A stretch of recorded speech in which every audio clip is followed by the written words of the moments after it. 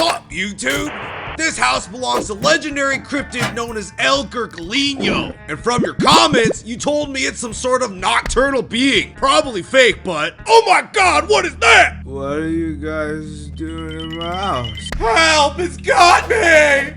Oh my god, I gotta get out of here for the clout. Hey, did you want any tea? Get away from me, demon!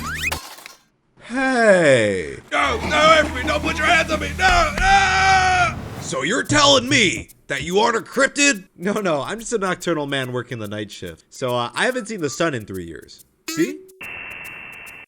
Would you be down to do thirst traps for clout? Huh?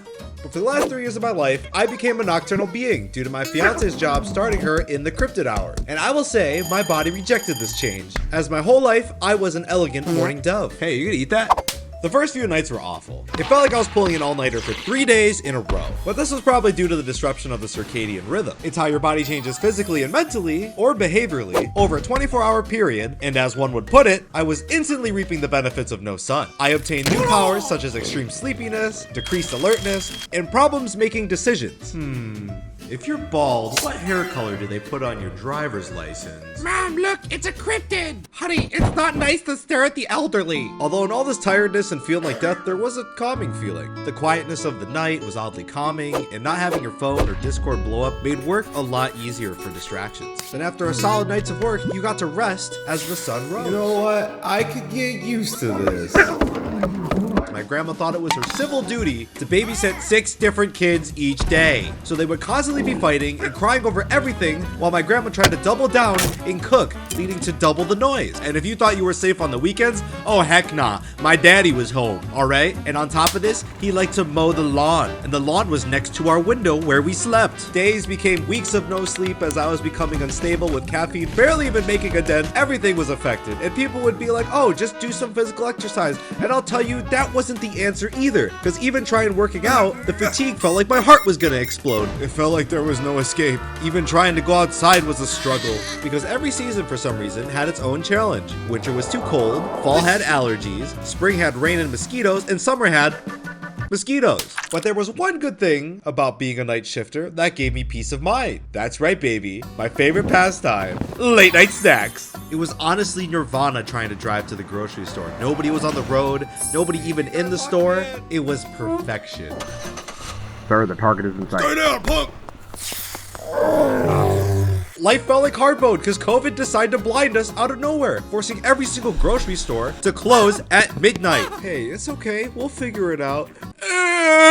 We literally had to become creatures of the night because we had to be super quiet doing our daily routines as if we were mice in the walls, cooking, laundry, TV, you name it. And one night was a struggle bus in particular, as I found myself finishing up my prayers to the porcelain throne. I'm coming for that jugular boy.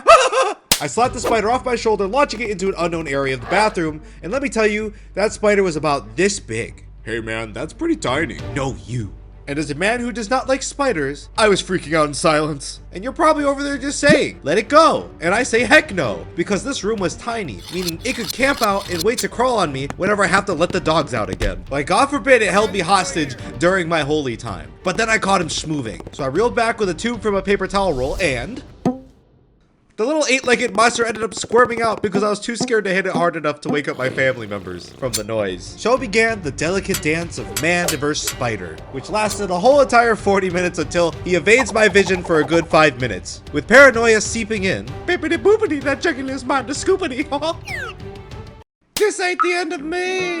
You were in there for a long time. I was expelling demons. You can thank me later. But to carry on with the story, it was Saturday night, and my parents loved to get lunch on Sundays, as a family, which is right in the middle of our sleep schedule, so we had to make the constant decision of whether to nap or stay awake. So due to the decision-making debuff, 9 times out of 10, we would.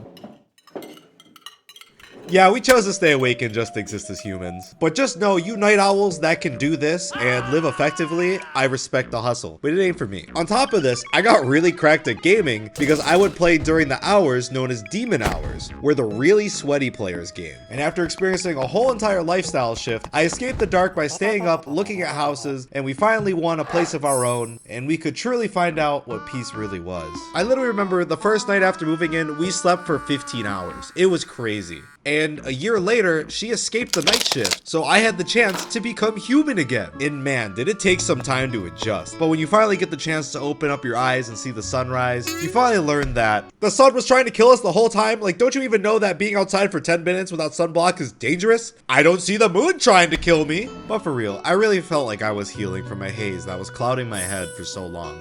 And mentally, we're recovering really well. So I guess rant over story. Until next time, Cryptid Tacos for you.